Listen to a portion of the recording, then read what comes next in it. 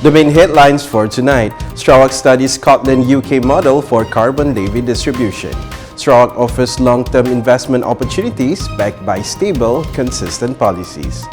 Sarawak offers sustainable investment opportunities, aims to become a high-income region by 2030.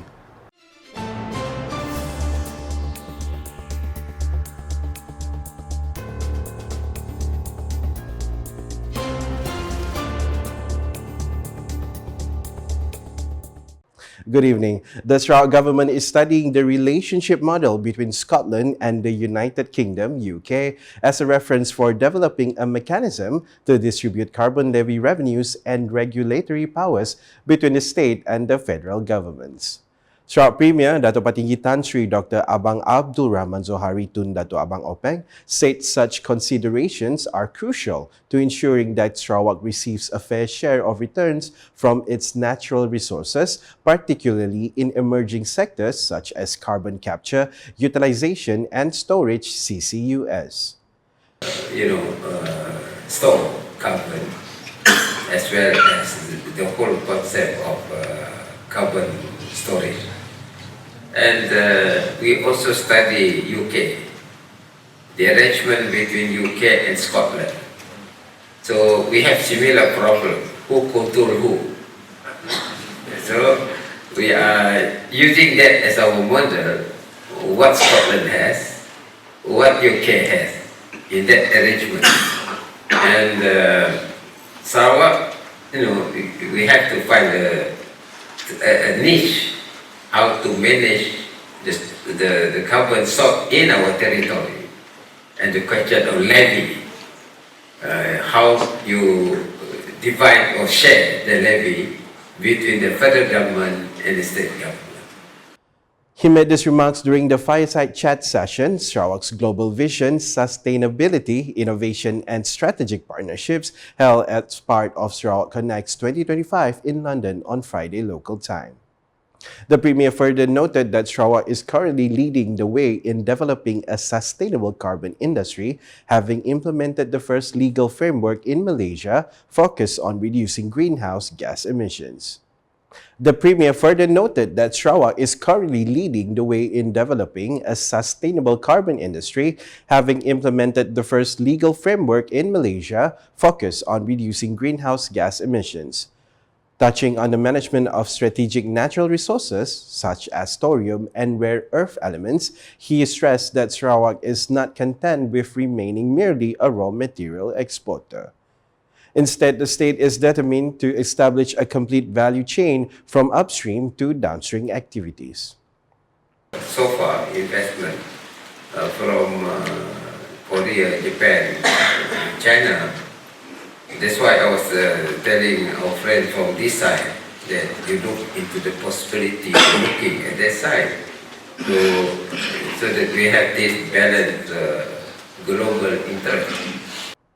Meanwhile, Datuk Patinggi Abang Zohari said Sarawak is offering strong long-term investment and growth prospect underpinned by political stability, a rational populace, and a consistent development policy framework. He said the Sarawak government has outlined a clear development roadmap up to 2030 and is now planning for the next phase through 2035. He emphasized that such long-term planning is crucial for investors to assess the risks, returns, and sustainability of their investments. And what I'm saying here is Sarawak is a place where there is potential for future growth. That's one. Number two, we have that stability and reasonable people in Sarawak. And number three is we have... I notice everyone's nodding. I'm not sure whether they've been told to, but yes, we agree. And the third is you must have a roadmap. Your policy must be consistent, irrespective who is the premier. It must be consistent towards the future. And we have laid our groundwork up to 2030. Even now we are talking about beyond 2030 to 2035. In that regard, he said Sarawak is ready to play an important role in forming the ASEAN Regional Energy Network through power supply connections to Brunei, Sabah, and Kalimantan, in addition to exploring the potential for connections to the southern Philippines. He explained that Sarawak also has a 35% holding in energy joint ventures in Indonesia, consolidating Sarawak's position as a clean energy supplier for the region. Sarawak continues to strengthen its position as a leading investment hub in Southeast Asia by offering a broad range of economic opportunities rooted in sustainability and technological innovation. Sarawak Deputy Premier Dato' Ama Awang Tengah Ali Hassan said the state is targeting high income and developed status by 2030 through a range of strategic initiatives. He noted that Sarawak's strategic location on the island of Borneo places it in an ideal position to assess the Asian market, which is home to over 4.5 billion people, equivalent to 60% of the global population. These resources underpin sectors prioritized in our post-COVID-19 Development Strategy 2030. Among them, manufacturing, agriculture, forestry, tourism, mining, oil and gas, renewable energy, and services sectors. Each present diverse investment opportunities for exporting group.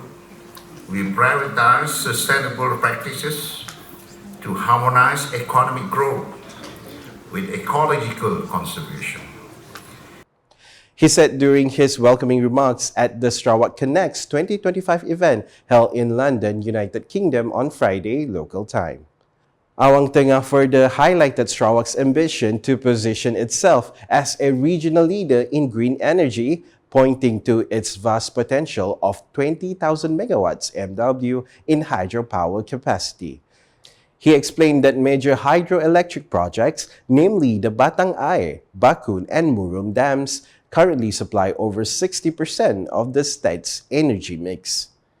He said the concept of cascading dams and hydrogen economy initiatives has placed Sarawak at the forefront of global efforts in sustainable hydrogen production and distribution. Meanwhile, he added that Sarawak's investment offerings are also aligned with the environmental, social, and governance (ESG) principles, as well as the United Nations Sustainable Development Goals (SDGs). The Sarawak Governor Tun Pin Sri Dr. Wan Junaidi Tuanku Jaafar and his wife Toh Puan Datuk Patinggi Fauziah Muhammad Sanusi graciously attended the wedding reception of the son of Deputy Minister for Urban Planning, Land Administration and Environment, Datuk Len Talif Saleh and Datin Asia Awai held in Kuching on Friday evening.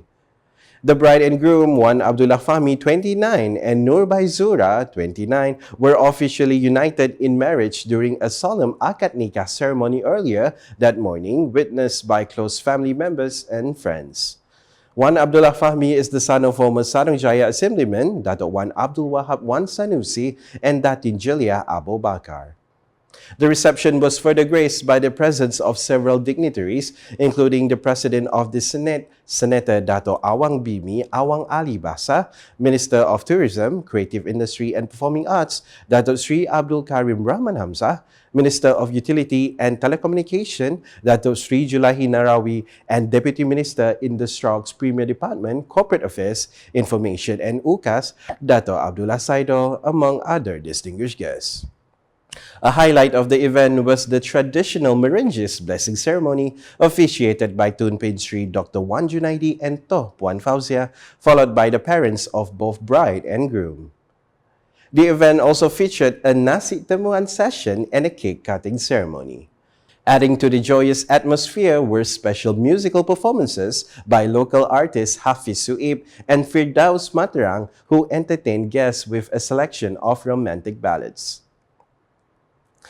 The Ministry of Women, Early Childhood and Community Wellbeing Development, KPWK, is reaffirming its commitment to empowering the potential of the disabled community, OKU, through a more structured and comprehensive approach.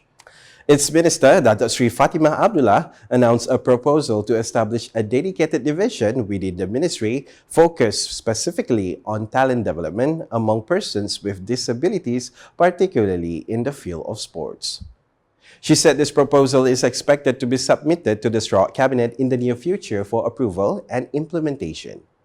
We want Sarawak to be the powerhouse for sports for the OKU. Dan ini adalah usaha kita, a conscious effort on our part in the ministry to bring all these different types of sports for the disabled under the umbrella of our ministry. Dan kita harap nanti kerajaan negeri bila kita bentangkan ianya dalam kabinet ianya dipersetujui.